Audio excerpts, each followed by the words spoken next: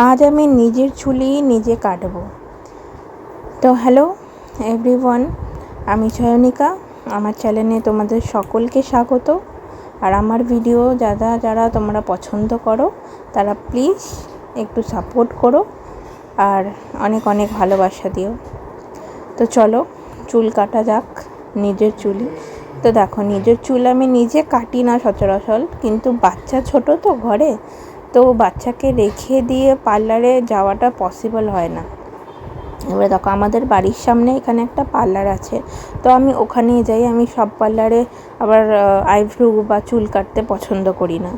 এবারে ওই বাড়ির সামনে যে পার্লারটা, ওখানে আবার ওদের টাইম টেবিল অনুযায়ী আমাকে যেতে হবে, কারণ ওরা দুপুরবেলাটাই ওপেন রাখে আর বাদবাকি টাইমে ওরা বন্ধ রাখে, বিকেলের টাইমটা।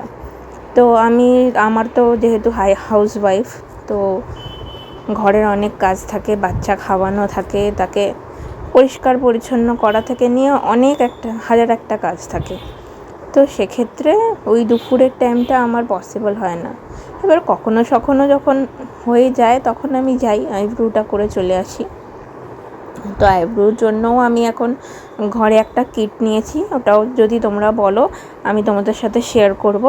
তো ওই কিটটা খুবই ভালো, খুব সুন্দর আইব্রোটা হয়। আইব্রো যেগুলো এক্সট্রা ওঠে, তো ওইগুলোই তুমি বাদ দিতে পারবে। এবারে তুমি যেহেতু নিজে থেকে আইব্রো করতে পারো না, শেপ আনতে পারো না, তো ওই শেপ তোমাকে আনতে হবে না। শেপের বাইরে যেগুলো এক্সট্রা যেগুলো ওঠে ওইগুলো তুমি তুলে দিতে পারবে। তো দেখো, আমি এখানে দুদিকে চুলটা ভাগ করে নিয়েছি। আমার কিন্তু শ্যাম্পু চুল ছিল না একদমই, কিন্তু তা সত্ত্বেও আমি করছি। দুদিকে চুলটা ভাগ করে দুটো চুল সমান করে তলার দিক থেকে আমি জাস্ট অল্প অল্প করে, দেখো কতটা করে কাটছি। যেহেতু ওই ডগা চেরা ভাবটা হয়ে যায় না চুলের মধ্যে, তো ওই জিনিসটা ভীষণ বাজে লাগে। ওই ডগা চেরা ভাবটা ওই তলার দিকটাই কেটে দিচ্ছি আমি। তো পরের চুলের ড্যামেজটা ঠিক হয়ে যায় ওটা। আর যেহেতু এখন বর্ষাকাল, বিভৎস চুল উঠছে, এত চুল, আমার ডেলিভারি হওয়ার পরেও এত চুল ওঠেনি, এখন এত চুল উঠছে। তো দেখো, আমি এখানে কেটে ফেলেছি কিছুটা। তো আমার পিছনেরটা ডান হয়ে গেছে। এবার সামনের পোর্শনে আমার লক্সগুলো না ভীষণ বড় বড় হয়ে গেছিলো, তো ওইগুলো ভাবছিলাম একটু ছোট ছোট করে নিই। দেখো আমি কিভাবে করছি। তো সামনের পোর্শন থেকে কিছুটা চুল নিয়ে শেপ এনে একটা, তো সামনে রেখে ওই চুলটাকে আমি ভালো করে ছেনে নিয়ে আর কাঁচি দিয়ে কেটে নেব। ছোটো বড় যে যেরকম রাখতে চায় সেরকমই রাখতে পারে। আমার বেশি বড় চুল ভালো লাগে না, কারণ কাজকর্ম করতে গিয়ে মুখের মধ্যে পড়ে, আমার জিনিসটা একদমই পছন্দ হয় না। তো আমি দেখো বেশি কাটবো না, জাস্ট ফেস যতটা হয় আছে ফেসের লেভেল অবধি কাটবো। দেখো আমি দু সাইড থেকেই চুলটা বের করে নিচ্ছি কিছুটা করে। ওই বের করা চুলটুকুই আমি কাটবো, বেশি চুল নেব না। এমনি তো চুল উঠে যাচ্ছে, এমনি কদিন পরে দেখবে টাক পড়ে গেছে, তারপরে এত চুল কেটে দিলে তো তাহলে হয়েই গেল।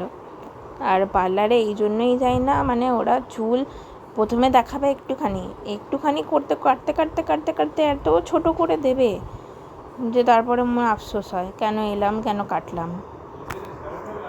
দেখো এইভাবে চুলগুলোকে ভাগ করে নিয়ে, পিছনের চুলগুলো তুমি ক্লিপ দিয়ে আটকেও নিতে পারো, যেহেতু সামনে যাতে না চলে আসে।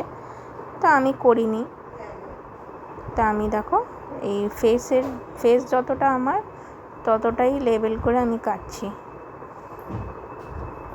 কারণ এটা যখন শ্যাম্পু চুল করব তখন মুখে চোখে এসে পড়বে, তো ওই জিনিসটা আমার একদম ভালো লাগে না। তো সেই জন্য আমি একটু বড় করেই কাটছি, যাতে শ্যাম্পু চুল করলেও একটু লেন্থটা ছোটো লাগলেও তখন চোখে মুখে না আসে, অ্যাটলিস্ট ক্লিপ দিয়ে আটকানো যায় বা কানের পাশে নেওয়া যায়। তো আমি সেইভাবেই কাটছি। দেখো, তো আমি এরকম আগেও অনেকবার করেছি, তো আমার কোনো প্রবলেম হয় না। দেখো অনেকটাই বড় রেখেছি আমি। তলার দিকে চুলগুলো একদম টিকটিকি ন্যাচ হয়ে গেছে বলতে গেলে। তো ওইগুলোকেই আমি শুধু বাদ দিয়ে দিচ্ছি। দেখো এটা আমার পুরো ডান, কমপ্লিট হয়ে গেল লক্সটা সামনের দিকে, দেখেছো?